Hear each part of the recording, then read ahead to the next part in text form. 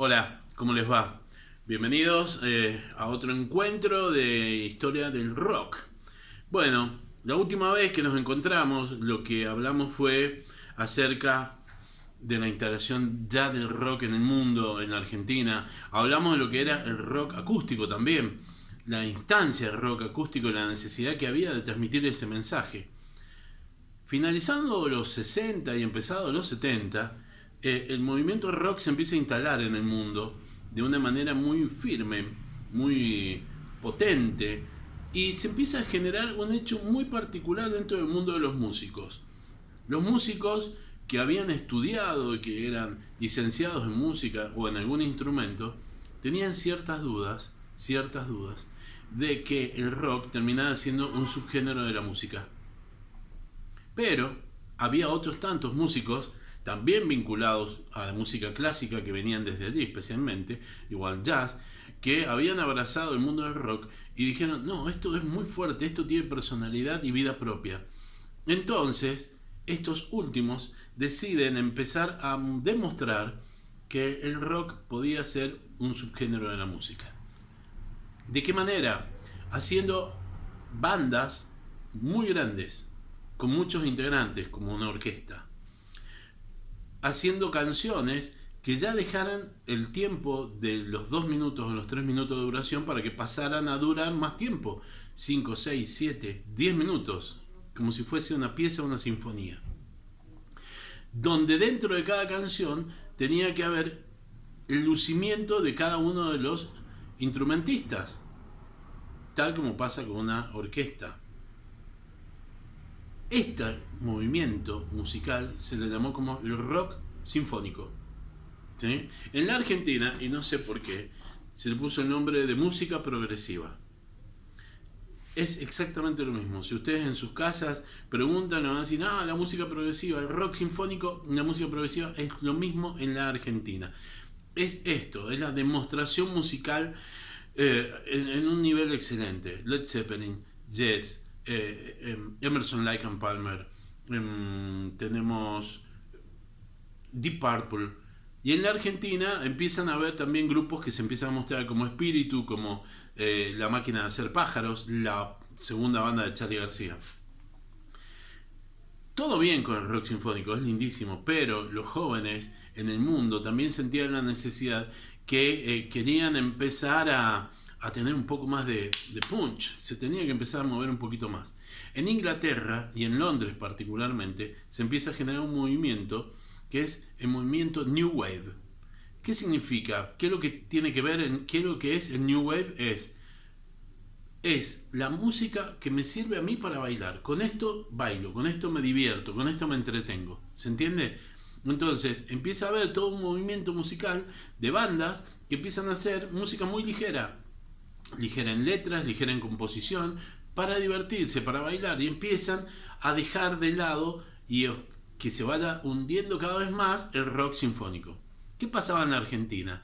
En la Argentina veníamos hablando de dictadura, gobierno democrático, dictadura, gobierno democrático. En el año 1976 se instala en la Argentina la dictadura más cruel y terrible que hubo en nuestra historia. Esta dictadura hizo que muchos artistas se fueran del país, otros que fueran perseguidos y otros que fueran desaparecidos. Con esto se empezó a vaciar el país artísticamente hablando.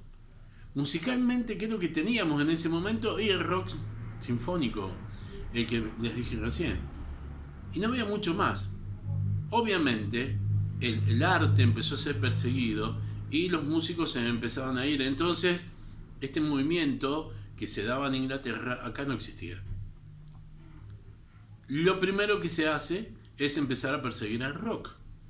Y en esa persecución al rock empezamos a quedarnos sin músicos argentinos para poder escuchar. ¿Qué pasaba? Si por ejemplo un artista tenía que editar un disco, ese disco primero tenía que ser escuchado por el comité, que era el CONFER, el Comité Federal de Radiodifusión, antes de que se editara. Entonces, una persona que tenía un cargo que se llamaba censor, ¿sí?, escuchaba el disco y veía si las canciones estaban acordes a la moral y las buenas costumbres de los argentinos. Si había algo que no coincidía con eso, inmediatamente lo tachaba. Y esa canción no podía salir.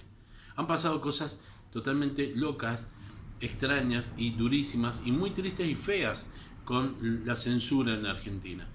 Hay un disco de Serú Girán que se llama Peperina. En Peperina, precisamente en la canción, decía lo siguiente. Hay una parte que dice lo siguiente. Típicamente mente pueblerina, no tenía huevos para la oficina. Cuenta la historia de una chica que trabajaba y que quería ser parte de una banda de rock.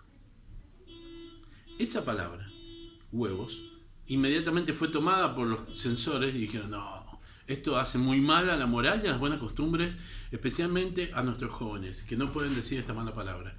Y la censuraron. ¿De qué manera? Poniéndole un pitido que hacía pip, ¿se entiende?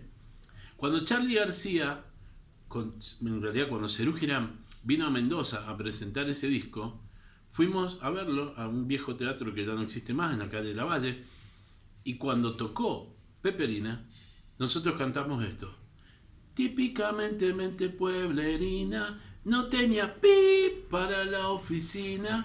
Y ahí paró el show Charly y dijo, dice huevos, digamos huevos, acá somos libres.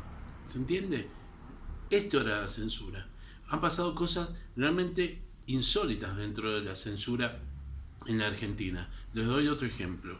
Se censuraba todo lo que fuese películas. Había un censor que veía una película y cuando la veía en el cine iba anotando y decía, en tal minuto, a tal segundo dijeron una mala palabra, apareció un cuerpo desnudo y todo eso lo iban cortando.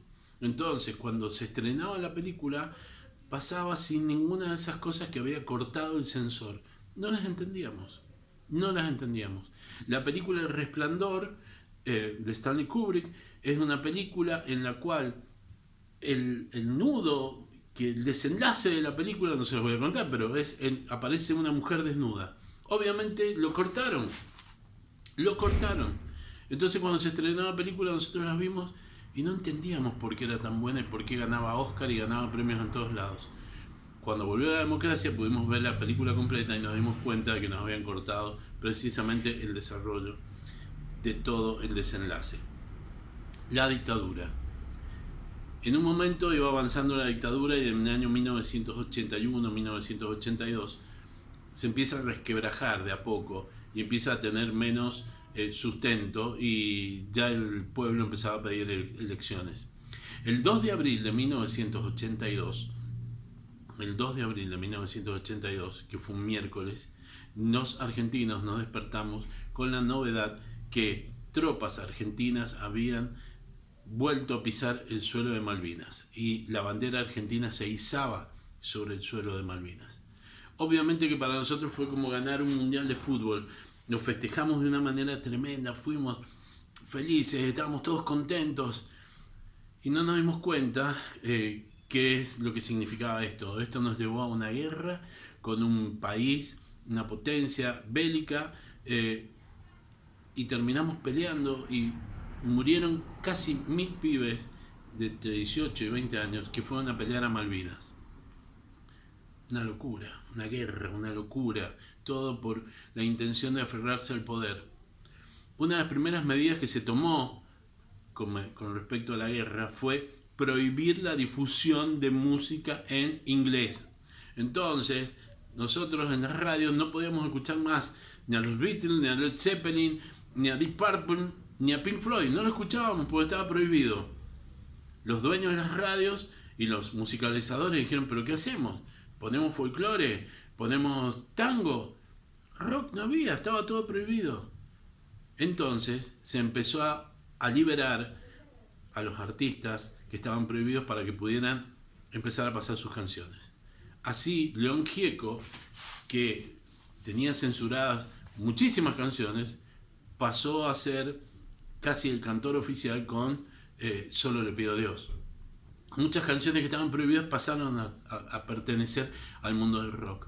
Pero, lo más importante fue que se empezó a buscar a jóvenes jóvenes promesas, nuevas bandas. Y cuando fueron a ver a esas nuevas bandas que les daban la posibilidad de grabar, se dieron cuenta que esas bandas estaban haciendo música New Wave, la que estaban produciendo, todo el movimiento que se estaba produciendo en Inglaterra. Lo que pasa que no eran épocas como para poder saltar, cantar y bailar en la Argentina. Esto es un poco lo que el anticipo de esta primera parte del documental que vamos a ver ahora. Se los dejo. Y para que entren en órbita de lo que significa el rock sinfónico, básicamente, les voy a dejar como sugerencia. No, esto no es tarea, ni me lo tienen que escribir y mandar la tarea, nada. Sugerencia, para que abran la oreja y escuchen. Este es un disco de Yes, que se llama Tormato, que es buenísimo, es del año 1976. Así que yo tengo el vinilo, pero escúchenlo en cualquier lado, escuchen Yes. Esto es rock sinfónico puro. Y para que entiendan lo que pasaba en la Argentina durante la dictadura, ¿sí?, lo que escuchábamos los jóvenes durante la dictadura, les sugiero que escuchen Bicicleta de Serú Girán. Bicicleta de Serú Girán. Serú Girán pudo pasar toda la dictadura sin ser censurada porque utilizaban la metáfora. Y gracias a la metáfora pudieron editar discos maravillosos como este. ¿Y saben qué? Para nosotros que vivíamos en la dictadura, Serú Girán y Spinetta Jade fueron las tablas, las balsas a las que nos aferramos para poder sobrevivir ese momento. Sugiero que escuchen. La semana que viene la seguimos y vamos con la segunda parte de los 80. Vean el video que está abajo. Chao, gracias.